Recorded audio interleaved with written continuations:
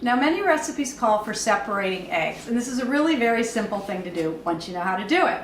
So what you want to do is take your egg, and I like to crack it right on the flat countertop instead of on the edge of a bowl, because when you do it on the edge of a bowl, sometimes it cracks and you get little eggshell pieces. So what you want to do is just wrap it somewhat firmly and then just break it apart with your fingers and let that egg white fall into a bowl, and then just pass the yolk back and forth between the egg shells.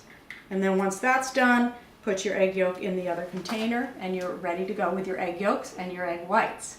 Now if you're whipping egg whites, you want to be careful and always whip them to exactly the right consistency. Now if you're going to whip egg whites with sugar, you can whip them a lot longer, and it's much harder to over whip them. Without sugar, you have to watch them really like a hawk. So the first thing we're going to do when you're whipping them with sugar is whip them a little bit, get them frothy, and then slowly add your sugar.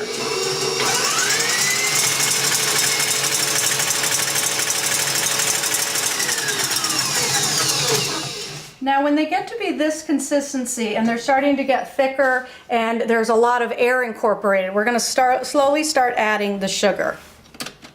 And you always want to add your sugar in a steady stream.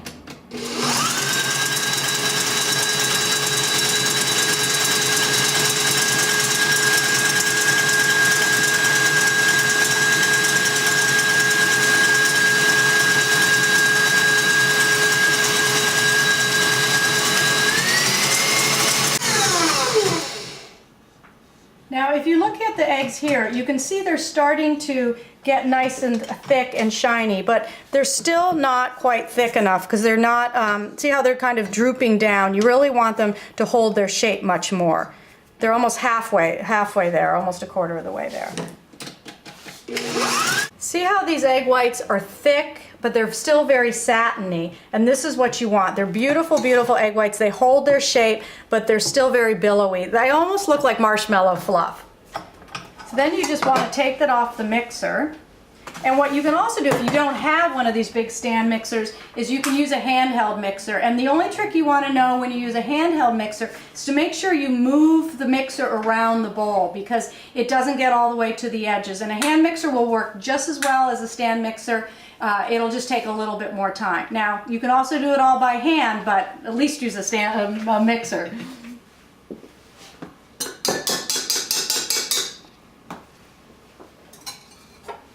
Okay, now to fold egg whites into another batter, what you want to do when you're folding anything is put the lighter batter on top of the heavier batter. And here's a mixture that I'm going to make for a cake that has chocolate and egg yolks in it. So what you want to do is take about half of your egg white mixture and you're just going to fold it gently together. And the reason you don't want to add it all at once is you want to lighten up this chocolate mixture, which is quite heavy, and that way you'll get the most maximum benefit from your egg whites. And you can see when I do this that I'm coming up through the bottom. I'm using the flat part of the spatula and I'm cutting through the middle and going around.